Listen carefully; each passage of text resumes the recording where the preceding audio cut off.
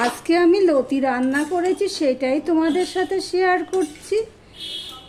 সামান্য কিছু উপকরণ দিয়ে অসাধারণ স্বাদের একটা রেসিপি।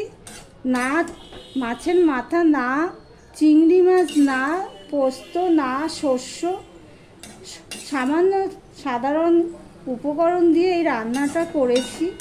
খেতে লাগবে অসাধারণ। তাহলে আমি কিভাবে লতিটা রান্না করলাম, প্লিজ বন্ধুরা স্কিপ না করে পুরোটা দেখার অনুরোধ রইল।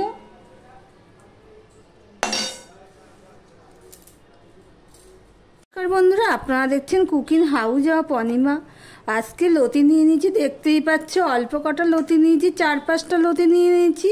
এই 4-5টা লতি দিয়ে একটা মুখরোচক রেসিপি তোমাদের সাথে শেয়ার করব। না মাছের মাথা পড়বে, না সর্ষে পোস্ত পড়বে, না চিংড়ি মাছ পড়বে। চলো তাহলে রেসিপিতে যাই। প্রথমে লতিগুলোকে আমি কুটে নেব। আমি বসে বসে বটি দিয়ে কুটবো, সেটা আর ভিডিও করলাম না। চলো কুটে নিয়ে ফিরে আসছি, দেখতে থাকো বন্ধুরা। একটা কড়াই বসিয়ে দিয়েছি, আর এখানে দেখো লতিগুলো ঠিক এইটুখানি হয়েছে কুটে। এইটুখানি লতি দিয়ে একটা মুখরোচক রেসিপি তোমাদের সাথে শেয়ার করব, দেখতে থাকো বন্ধুরা। এই লতির সাথে আমি আরও কি দিই। এবার দিয়ে দিলাম সর্ষের তেল। এই রান্নাটা আমি সর্ষের তেলেই করব।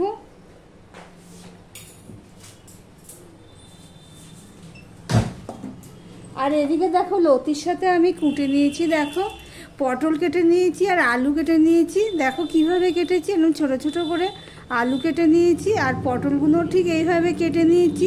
পটলের দানাগুলো যদি শক্ত হয়ে যায় সেগুলো আমি ফেলে দিয়েছি। তোমরা পটলের জায়গায় ঝিঙেও দিতে পারো। দেখো তোমাদের সাথে কথা বলতে বলতে তেলটা গরম হয়ে গেছে।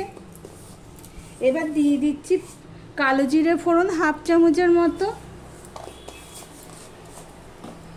কালো জিরেটা ফোড়ন হতে হতে তোমাদের দেখিয়ে দিচ্ছি। এখানে নিয়ে নিয়েছি রসুন থেতো করে, একটা বড় সাইজের রসুন নিয়ে নিয়েছি থেতো করে, আর 4-5টা কাঁচা লঙ্কা নিয়ে নিয়েছি, আর একটুখানি আম কেটে নিয়েছি, মানে একটা আমের অর্ধেকটা কেটে নিয়েছি। খুব টক তো, তাই জন্য। দেখো কালো জিরেটা ফোড়ন হয়ে গেলে দিয়ে দিচ্ছি রসুন আর কাঁচা লঙ্কা। রসুন আর কাঁচা লঙ্কাটা লাল লাল করে ভেজে নেব। এবার দিয়ে দিচ্ছি নুন, দিয়ে দিলাম হলুদ।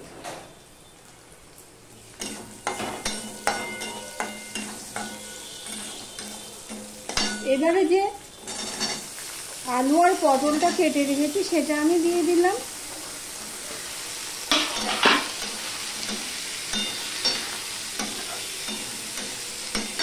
সম্পূর্ণটা মিশিয়ে নিলাম, দেখতেই পাচ্ছে।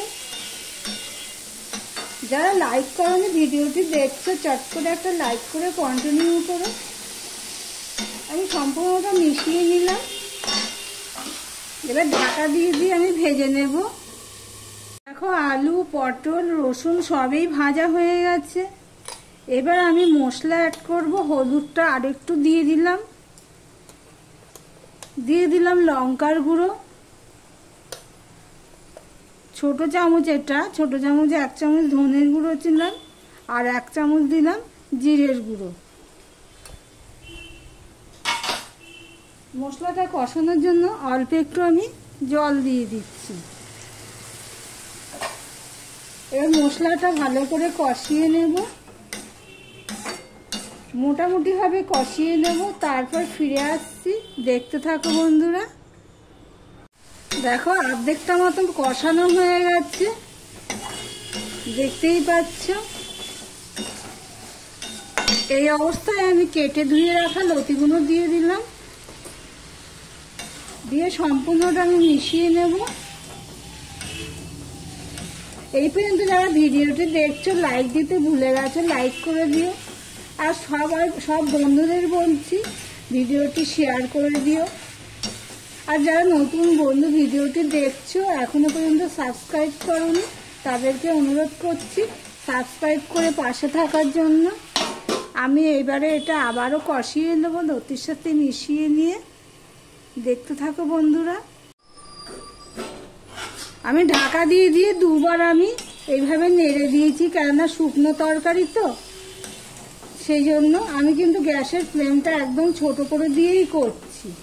দেখো বন্ধুরা, তরকারি কষানোর একটা গন্ধ পেরিয়ে গেছে আর লতিটাও প্রায় সিদ্ধ হয়ে গেছে। এই দেখো, তোমরা দেখে নেবে এইভাবে। আলু পটল তো সিদ্ধই হয়ে গেছে। এবার আমি দিয়ে দিচ্ছি আমটা।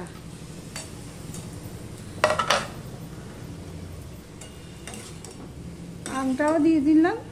তোমরা চাইলে টমেটো দিতে পারো, টমেটো আম কিছু না দিলেও হবে।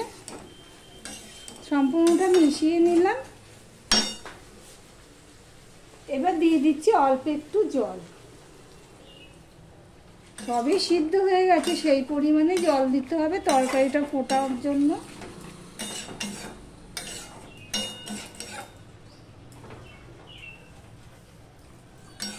ব্যাস, এই জলটুকুই দিলাম, দিয়ে ঢাকা দিয়ে দিলাম। এবার তরকারিটা ফুটে ওঠা পর্যন্ত অপেক্ষা করব। নুনটা কম হয়েছে, তাই টেস্ট অনুযায়ী আমি নুন দিয়ে দিলাম।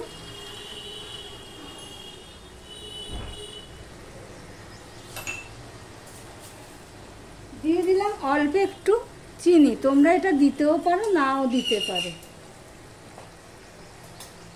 দেখো বন্ধুরা, সামান্য উপকরণ দিয়ে এই রান্নাটা আমি করলাম, কিন্তু খেতে লাগবে অসাধারণ। এবার যতটুকু জল আছে ততটুকু আমি শুকিয়ে নেব বা টানিয়ে নেব, কেননা এটা শুকনো শুকনো হবে। এই দিয়েই পুরো ভাতটা খাওয়া হয়ে যাবে, এতটাই স্বাদ হয়। তোমরা বানিয়ে খাওয়ার অনুরোধ রইল তোমাদের কাছে, প্লিজ। দেখো, না পাতুরি, না মাছের মাথা, না চিংড়ি মাছ, কিছুই না, সামান্য একটু উপকরণ দিয়ে এই রেসিপিটি করলাম।